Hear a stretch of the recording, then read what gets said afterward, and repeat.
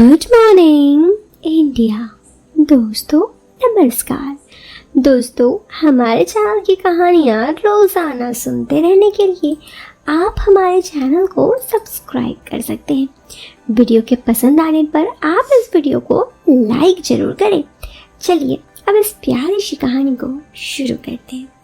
और हाँ दोस्तों, कहानी शुरू करने से पहले मैं आपको एक बात बता दूं, इस कहानी के सभी पात्र काल्पनिक है। ये कहानी आपके मनोरंजन के लिए बनाई गई है। चलिए अब इस कहानी को शुरू करते हैं। कहते हैं पति के बिना एक औरत की जिंदगी के फूल कागज के फूल की तरह होती है। वो चाहे अपने आप को कितना भी खुश करने की कोशिश कर ले, पर वो अपने आप को लावारिश और बेबस ही समझती है। इसलिए हर औरत भगवान से अपनी पति के लंबी उम्र की दुआ मांगती है। लेकिन मैं एक ऐसी औरत हूँ जो अपने सुहाग के बगैर ही खुद को बेहतर समझती हूँ। मेरी ये कहानी थोड़ी अजीब जरूर लग रही होगी और अभी तक आपके मन में भी बहुत सारे सवाल भी आए होंगे कि कैसे ये औरत है। पर कुछ भी कहने से पहले ये कहानी पूरी सुनी।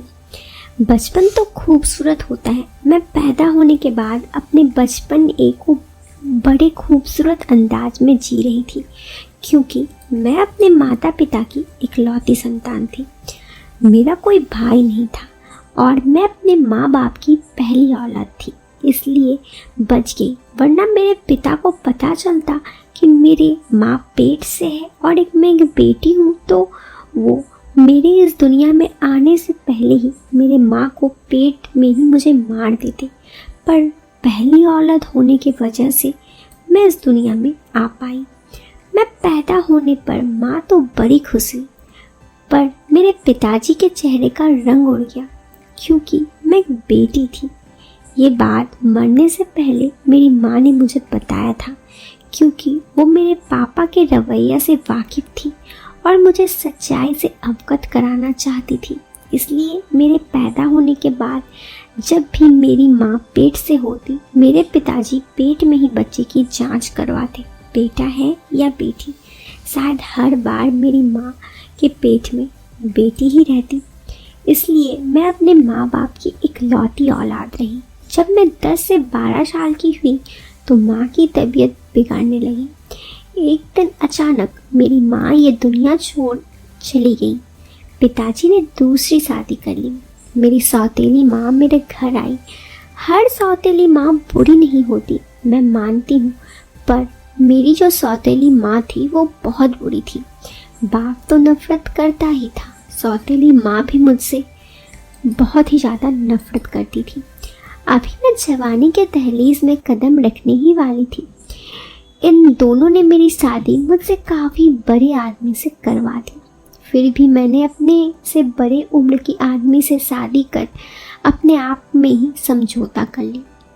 मैंने सोचा क्या हुआ, मेरे पिताजी मुझसे बड़े हैं, पर अगर उनके विचार अच्छे होंगे तो सब कुछ अच्छा होगा जाएगा। इसी सोच विचार से मैं ससुराल आ गई।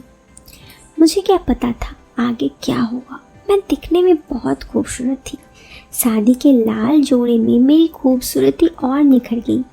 मेरे सुहाग की सज में बैठी अपने पति के बेसब्री से इंतज़ार कर रही थी और मन ही मन अपने पति के आने के इंतज़ार में दरवाजे के दस्तक को महसूस कर रही थी और रोमांचित हो रही थी।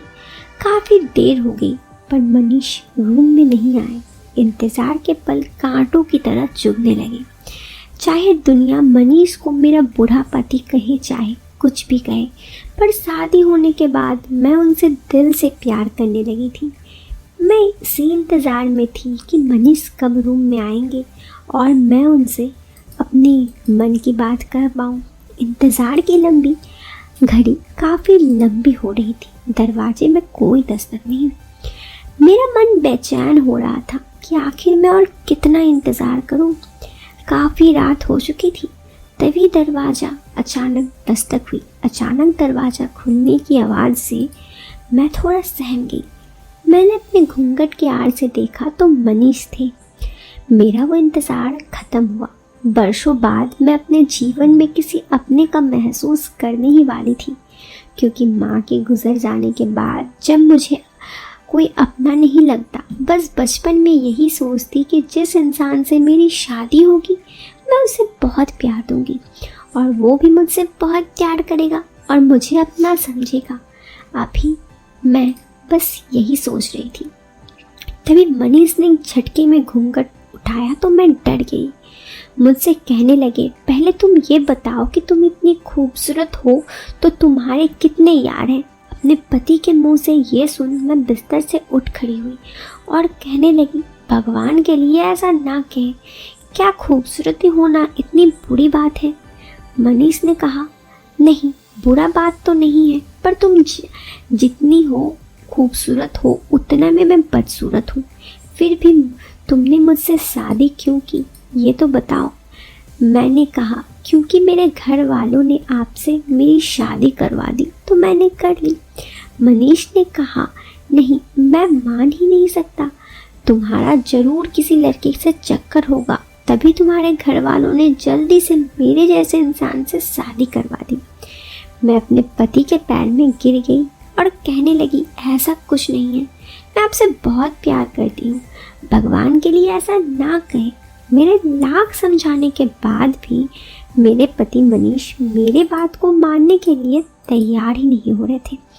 वो तेज तेज चलाने लगे। रूम में चिल्लाने की आवाज़ सुन मेरी सासू माँ दौड़ते हुए कमरे में आई। मैं जल्दी से दरवाज़ा खोली और रोते हुए उनके पैर में गिर गई और अपने पति मनीष की सारी करतूत अपनी सासू माँ को कह बताई। मेरी सासू माँ बहुत अच्छी थी। उन्होंने मनीष को समझाया, पर मनीष किसी की एक न सुने, बस चिल्ला रहे थे कि ये औरत बदचलन है। दरअसल मनीष एक नशेड़ी किस्म के आदमी थे और नशेड़ी लोगों के बीच उनकी संगत ही थी। उन्हीं लोगों में से किसी आदमी ने पहली रात को मेरे रूम में आने से पहले ही उन्हें मेरे बारे में भड़का दिया था कि तुम्हारी बीबी बहुत खूबसूरत है, जरूर उसमें कोई कमी होगी, वरना वो तुम जैसे इंसान से शादी नहीं करती। उसने अपने घर वालों से एक बार भी विरोध नहीं किया और तुम जैसे इंसान से शादी करने को तैयार हो गई, जरूर दाल में कुछ खाला है। यही बातें मनीष के दिल में बैठ गई। वो मुझसे नफरत करने लगे और पहली ही रात तो किसी तरह बीती, पर अगले हर रात शराब पीकर वो आने लगे। पहले मुझे खरी खोटी सुनाते, उसके बाद अपना काम करते। मैं हर रात इस पीड़ा को बर्दाश्त करती। कभी कभी मन में आता, ऐसी जिंदगी से अच्छा है या तो मैं मर जाऊं या मनीष मेरे दिन कुछ इस तरह गुजर रहे थे। एक दिन मुझे पता चला कि मैं माँ बनने वाली हूँ। माँ बनने की खबर सुन मेरे चेहरे का मानो रंग ही उड़ गया, क्योंकि मनीष जैसे पिता के छांव में अपने बच्चे को जन्म दे उससे ज़िंदगी खराब नहीं कर सकती थी। मैंने अपनी सासू माँ से इस बच्चे के ऑपरेशन के बारे में बात की। मेरी सासू माँ यूँ तो मुझे बहुत मानती थी, पर ऑपरेशन करवाने से मना कर दिया। पर मैं मानने को तैयार नहीं थी, इसलिए मैं अकेले हॉस्पिटल चली गई। हॉस्पिटल जाने के बाद मैंने डॉक्टर से अबॉर्शन करवाने से मना कर दिया। डॉक्टर ने ऐसा करने से मुझे मना कर दिया क्योंकि बच्चा मेरे पेट में 4 महीने से ज़्यादा हो गया था और मेरी जान को खतरा था। ये सुन मैं बहुत रोई, क्योंकि मुझे इस बच्चे को दुनिया में लाना नहीं था, पर शायद नियति को कुछ और ही मंजूर था। हॉस्पिटल से आते वक्त रास्ते में मेरी मुलाकात एक ऐसे शख्स से हुई जिसे देखने के साथ ही मानो मेरी दुनिया ही बदल गई। वर्षों बाद रवि को देखते ही मेरे चेहरे का रंग खिल गया। ये रवि कोई और नहीं बल्कि मेरे क्लास में पढ़ने वाला मेरे बचपन का दोस्त था। मैं और रवि दोनों एक ही क्लास में पढ़ते थे। उसी टाइम हम दोनों की दोस्ती हो गई थी। ये दोस्ती अभी प्यार में बदलने ही वाली थी कि मेरी सौतेली माँ और मेरे पिता ने मेरी शादी करवा दी थी। मेरे और रवि की नज़रें जब आपस में मिली तो हम दोनों एक दूसरे को कुछ वक्त तक देखते ही रहे। रवि ने मुझसे कहा, सोनिया तुम यहाँ क्या कर रही हो? सुना था कि तुम्हारी शादी हो गई, तुम्हारे पति कहाँ हैं, वो साथ में क्यों नहीं है तुम्हारे, क्यों नहीं आए हैं वो साथ में। ये सारे सवाल, रवि के सवाल पूछते ही मेरे आँख डगमगाई, मेरे आँखों में आंसू अपने आप छलकने लगे। रवि ने अपने हाथों से मेरे आंसू पोंछे और कहा, सोनिया तुम रो क्यों रही हो, क्या बात है बताओ। अच्छा चलो हम कहीं बैठ कर बात करते हैं, मुझे भी अपने दिल की बात किसी को बतानी थी। इसलिए मैंने रवि के साथ एक छोटे से होटल में चाय पीने के बहाना चली गई और रवि को अपनी पूरी आप बीती बताने लगी कि आखिर हुआ क्या। मेरे बारे में रवि ने जब सुना तो वो सुनकर सन्न हो गया और कहा, सोनिया तुम क्लास में सबसे खूबसूरत लड़की थी, मैं तुम्हें पसंद करता था, पर अचानक तुम कहाँ गायब हो गई। मैंने कई लोगों के से तुम्हारे बारे में पूछा तो कुछ लोगों ने बताया तुम्हारी शादी हो गई। तुम्हारी शादी की खबर सुन मेरे सारे अरमान चकनाचूर हो गए और मानो मेरा दिल ही टूट सा गया। पर मैंने कुछ नहीं कहा और पढ़ाई में मन भी नहीं लग रहा था, इसलिए मैं विदेश चली गया। अभी कुछ दिन पहले विदेश से अपने गांव लौटा हूँ। पर सोनिया तुम्हारे साथ इतना सब कुछ हो गया, तुम कैसे बर्दाश्त कर लेती हो। मैंने कहा, क्या करूँ, ये सब बर्दाश्त करना अब मेरी मजबूरी हो गई है। अच्छा रवि, अब मुझे लेट हो रहा है, मैं घर चलती हूँ। रवि ने मुझसे पूछा, चलो सोनिया तुम्हारा घर कहाँ है और कहाँ रहती हो। मैंने रवि से कहा, जाने दो रवि, जानकर क्या करोगे, अगर अभी भले भटके तुम मेरे घर आ गए तो मेरे पति को तो जानते ही हो। मैंने कहा, वो बेवजह मुझ पर शक करेंगे और तुम्हें देखने के बाद तो उनका शक यकीन में बदल जाएगा, इसलिए जाने दो, मैं अब जा रही हूँ। रवि ने कहा, रुक जाओ सोनिया, मैं तुमसे वादा करता हूँ कि मैं कभी नहीं आऊँगा, पर फिर भी बता दूँ कि तुम रहती कहाँ हो। मैंने रवि को अपने ससुराल के गांव का नाम बताया। मेरे गांव के नाम सुनते ही रवि चौंक कर बोले, क्या तुम्हारी शादी मेरे गांव में हुई है। अच्छा, तो तुम्हारी शादी उसी मनीष से हुई है जो शराब पीकर सड़क पर लेटा हुआ मिलता है अक्सर। उस शराब पीने से उसकी माँ बहुत परेशान थी क्योंकि उसकी शादी नहीं हो रही थी और तुम्हारे घर वाले ने उस लखेरे मनीष के पल्ले तुम्हें बांध दिया।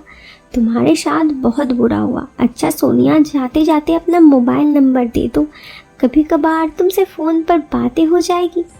मैंने रवि को अपना नंबर दे दिया और एक रिक्शे में बैठकर अपने घर जाने लगी। घर आते ही मैंने जो मंजर अपनी आंखों के सामने देखा, उसे देखने के बाद एक गहरी सांस ली। मैंने देखा मेरे घर पर भीड़ इकट्ठा थी।